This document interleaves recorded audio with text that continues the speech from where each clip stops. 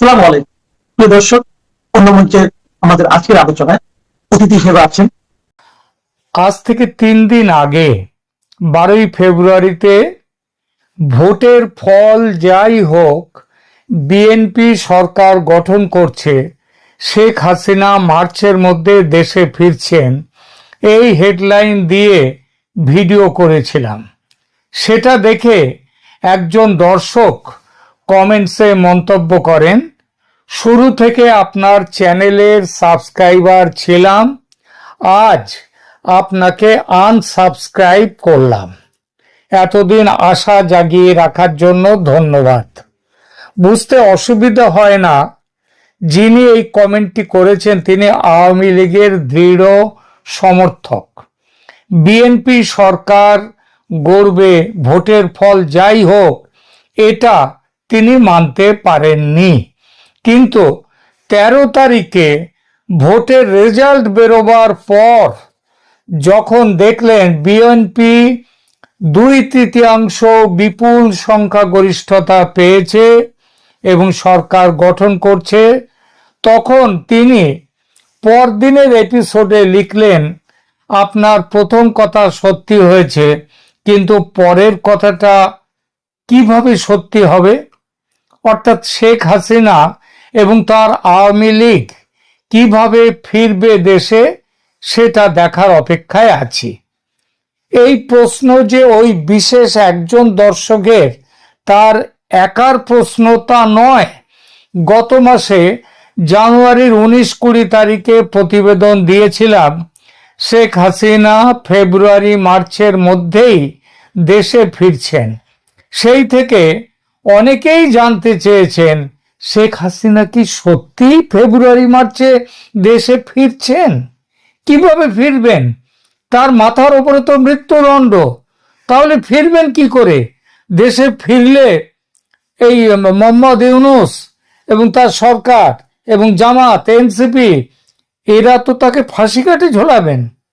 দেখুন, আমি জ্যোতিষী বা গণৎকার নই যে শেখ হাসিনার জন্ম রাশি নক্ষত্র বিচার করে তার দেশে ফেরার কথা বলছি। যদিও ভারতের বেশ কয়েকজন খ্যাতনামা জ্যোতিষী গণনা করে বলেছেন যে শেখ হাসিনা মার্চ নাগাদ দেশে ফিরবেন। আমি গ্রহ নক্ষত্র বিচার করে তার ফেরার কথা বলিনি, বলেছি রাজনীতি ও কূটনীতির গতি প্রকৃতি বিচার করে। এই প্রতিবেদনে যেসব বিষয়ের ওপর ভিত্তি করে আমি এই পূর্বাভাস দিয়েছিলাম, অর্থাৎ শেখ হাসিনা ফিরছেন ফেব্রুয়ারি মার্চের মধ্যেই, সেই বিষয়গুলো এখানে বলবো, তাহলেই বুঝতে পারবেন তার ফেরার সম্ভাবনা কতটা বাস্তব। তার দেশে না ফেরার সবচেয়ে বড় কারণ ছিল মোহাম্মদ ইউনূসের অন্তর্বর্তী সরকার। এই সরকারের সবচেয়ে বড় ও শক্তিশালী শরিক, যেটা ছাত্র আন্দোলন তথা এনসিপির দলের নেতারা এবং জামাত ও তার সহযোগীরা, তাদের কি অবস্থান ছিল? তাদের তথাকথিত ফ্যাসিস্ট বিরোধী অবস্থান ছিল শেখ হাসিনার দেশে ফেরার সবচেয়ে বড় বাধা। আর এই বাধার মধ্যে যেটা ছিল ভয়ঙ্কর, সেটা হলো ঢাকার আন্তর্জাতিক অপরাধ ট্রাইব্যুনালের বিচারে দেওয়া মৃত্যুদণ্ড। সেই দণ্ড আজ এই মুহূর্তেও রয়েছে। তবে বড় কথা হলো, আগামী মঙ্গলবার 17ই ফেব্রুয়ারি দুপুরে তারেক রহমানের সরকার শপথ নিলেই ইউনূসের সরকার অতীত হয়ে যাবে। ফলে শেখ হাসিনাকে ফাঁসি কাটে ঝুলিয়ে যুদ্ধ অপরাধী জামাত নেতাদের, তাদের যে হত্যার বদলা নেয়ার মাথা যারা ছিল, ক্ষমতা থেকে সরে যাবে তারা 17ই ফেব্রুয়ারির দুপুরবেলাতে। কিন্তু রাজা গেছে বলে কি রাজার জারি করা আইন শাস্তি চলে যায়? মানে বিচার চলে যায়, কিন্তু বিচারের যে দণ্ড, বিচারের বাণী, সেটা তো থেকেই যায়। সেটা তো কি যাবে? সেটা তো এখনো বহাল আছে, কিন্তু প্রশ্ন হচ্ছে কতক্ষণ বহাল থাকবে। আর এখানেই বসে রয়েছে এই পুরো ব্যাপারটা।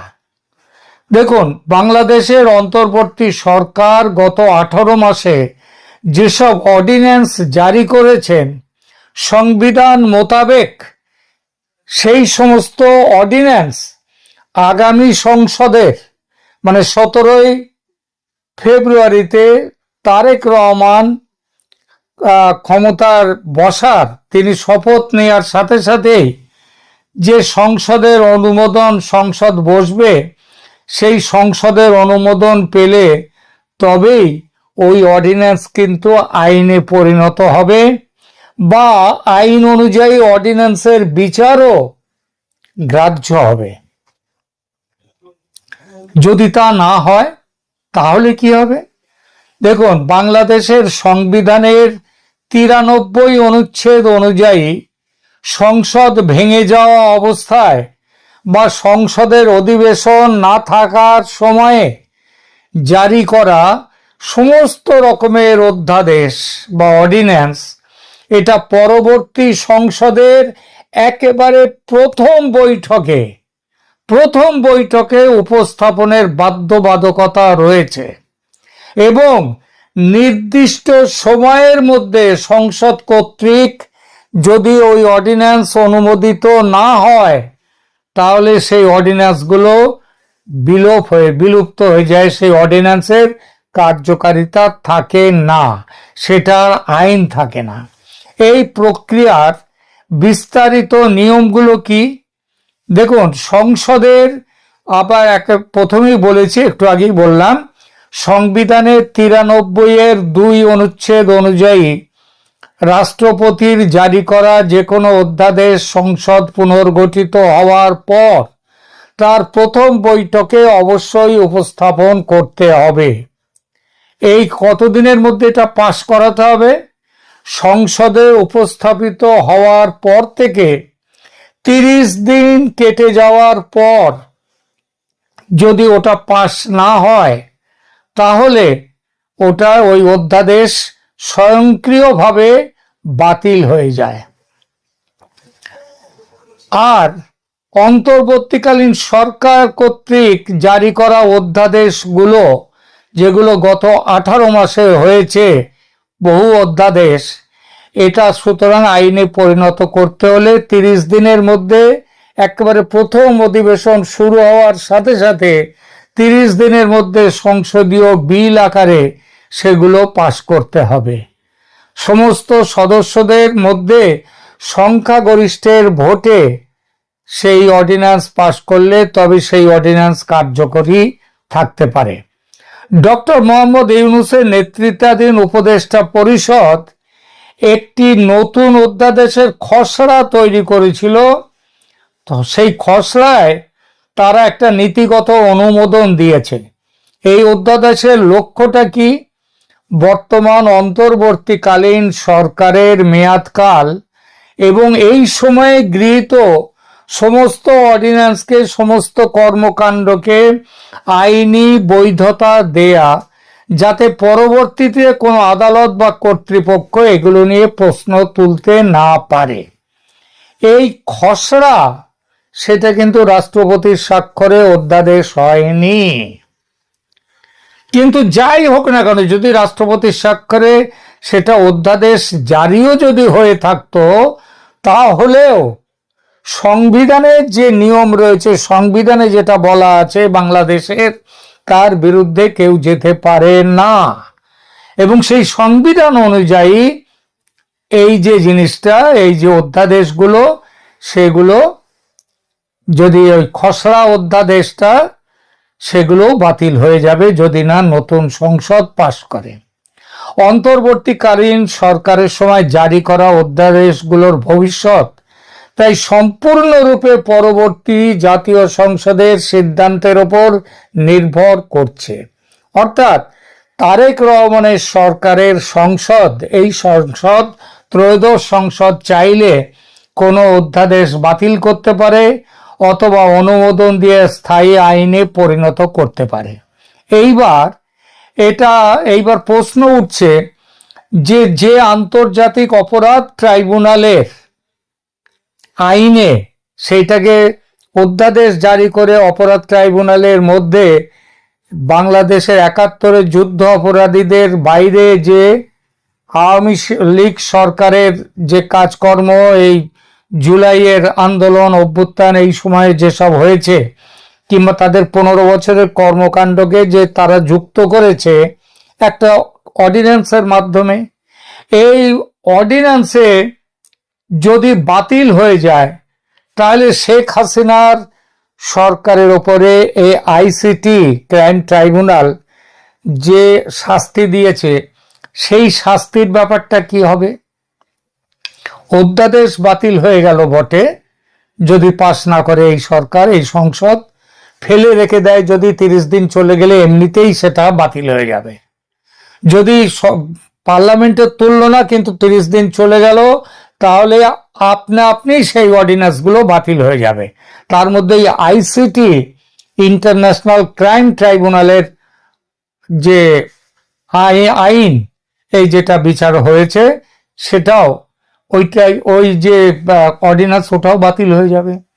তাহলে প্রশ্ন থাকে, বাতিল হয়ে গেল অর্ডিন্যান্স, কিন্তু শেখ হাসিনার উপরে যে শাস্তি জারি হয়েছে সেটার কি হবে? সেটাও কি বাতিল হবে নাকি হবে না? দেখুন, বাংলাদেশের সংবিধান অনুযায়ী এবং দেশের যে প্রচলিত আইনি নজির যা রয়েছে সেই নজির অনুযায়ী এর উত্তর হ্যাঁও হতে পারে, আবার কেউ নাও নিতে পারে, বরং এটি কয়েকটা গুরুত্বপূর্ণ বিষয়ের উপর নির্ভর করে।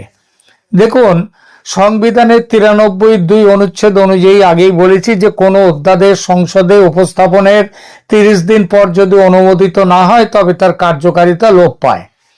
তবে সাধারণত কোনো আইন বা অধ্যাদেশ বাতিল হলে তার অধীনে আগে সম্পন্ন হওয়া কোনো কার্যক্রম, যেমন চূড়ান্ত রায় বা বিচার এবং তার দণ্ড দেয়া, এগুলো যদি হয়ে থাকে, দণ্ড যদি হয়, তাহলে সেগুলো সরাসরি বাতিল হয়ে যায় না, যদি না নতুন কোনো আইনে বিশেষভাবে তা বলা থাকে। এইবার দেখুন, ১৯৭৩-এর যে অপরাধ ট্রাইব্যুনালস আইন ছিল, শেখ হাসিনা অন্যদের বিচার যে আইনের অধীনে হচ্ছে সেটি একটি ১৯৭৩ সালের মূল আইন যেটা ছিল ট্রাইব্যুনাল, সেই আইন থেকেই এটা উঠে এসছে। বর্তমান অন্তর্বর্তী সরকার কেবল অধ্যাদেশের মাধ্যমে এই মূল আইনে কিছু সংশোধনী এনেছে।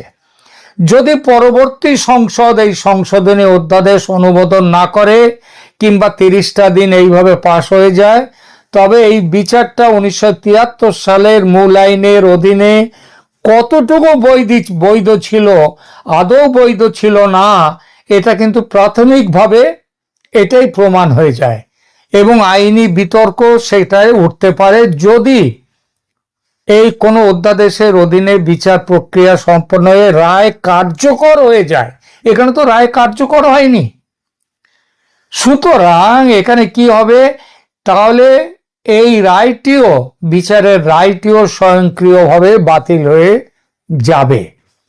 তবে দণ্ডপ্রাপ্ত ব্যক্তি এবং তাদের প্রতিনিধিরা শেখ হাসিনা যদি উচ্চ আদালতে চ্যালেঞ্জ করেন, তিনি করতেই পারেন। আবার এটা এইভাবে বাতিল হওয়ার বিরুদ্ধে, শেখ হাসিনার বিরুদ্ধে যারা রয়েছেন, এর আগের বার যারা তাকে ফাঁসিয়েছিলেন এই ট্রাইব্যুনালে, তারাও পাল্লার সুপ্রিম কোর্টে চলে যেতে পারে। আদালত তখন ওই বিচারের বৈধতা পরীক্ষা করতে পারেন। কিন্তু মোদ্দা কথা হলো, এখন যে আইনি ধারাবাহিকতা ও সেভিংস ক্লজ বলে একটা কথা আছে। সাধারণত নতুন সংসদ যখন কোনো অধ্যাদেশকে আইনে রূপান্তর করে তখন তাতে একটা সেভিংস ক্লজ থাকে, যা অধ্যাদেশ চলাকালীন সময়ে গৃহীত সকল কাজকে আইনি সুরক্ষা দেয়। সংসদ অধ্যাদেশটি পাশ করার সিদ্ধান্ত যদি না নেয়, তবে ওই সময়ের কাজের, ওই আইনের, বিচারের, শেখ হাসিনাকে মৃত্যুদণ্ড দেওয়ার যে দণ্ড দেয়া হয়েছে সেটা নিয়ে একটা আইনি জটিলতা তৈরি হতে পারে। কিন্তু শুধু ওই বিচারের, ওই মৃত্যুদণ্ডের প্রেক্ষিতে সেটা কার্যকর করা আর যাবে না। যদি পরবর্তী সংসদ সংশোধনী অধ্যাদেশটি পাশ না করে, তবে ট্রাইব্যুনালের বিচার প্রক্রিয়া বা রায়টা সরাসরি বাতিল না হলেও এর আইনি ভিত্তি মারাত্মক প্রশ্নের মুখে পড়বে এবং তাও উচ্চ আদালতে চ্যালেঞ্জ করার সুযোগ তৈরি হবে। অর্থাৎ বর্তমানে যে পরিস্থিতিতে ওই শাস্তি মৃত্যুদণ্ডটি রয়েছে, সেটা নতুন করে আবার বিচারের মুখোমুখি হতে হবে এবং চূড়ান্ত সিদ্ধান্ত তখন সুপ্রিম কোর্টের ব্যাখ্যার উপর নির্ভর করবে। এবং সেই ব্যাখ্যাটা হলে এটা নিশ্চিত যে এই মৃত্যুদণ্ড আর থাকবে না। কারণ মূলত রাষ্ট্রসংঘের যে রিপোর্টিং এর ওপরে এই পুরো শেখ হাসিনার বিচার হয়েছে ক্রাইম ট্রাইব্যুনালে, সেই রিপোর্টিং এ পরিষ্কারভাবে বলা আছে যে এর ওপর ভিত্তি করে, কারণ এখানে অনেক কিছুই কোনো রকম ভাবে বিচারিক প্রমাণ না রেখে অনেক কথা লিপিবদ্ধ হয়েছে এবং সেই অনেক কথা মিথ্যে কথাও বলা আছে সেখানে। এবং সবাই তো এটা পরবর্তীকালে জানা গেছে যে জামাতের ছাত্র শিবিরের একটি ছেলে, সে একটি নেতা ঢাকা বিশ্ববিদ্যালয়ের, সে এই রিপোর্টটি তৈরি করা, রাষ্ট্রসংঘের রিপোর্টটি তৈরি করার শুরু থেকে শেষ পর্যন্ত ছিল সে। অর্থাৎ এই আইনের বলে কিচ্ছু করা যাবে না, এই আইন বাতিল এমনিতেই হয়ে যাবে এবং সাথে সাথেই যে মৃত্যুদণ্ড দেয়া হয়েছে স্বরাষ্ট্রমন্ত্রী এবং প্রধানমন্ত্রী শেখ হাসিনাকে এবং তার স্বরাষ্ট্রমন্ত্রীকে, সেই দণ্ডও বাতিল হয়ে যাবে। আর এই বাতিল যাতে হয় সে ব্যবস্থা কিন্তু ভারত সরকার বাংলাদেশের তারেক রহমানের সাথে আলোচনা করে আগেই ঠিক করে রেখে দিয়েছেন।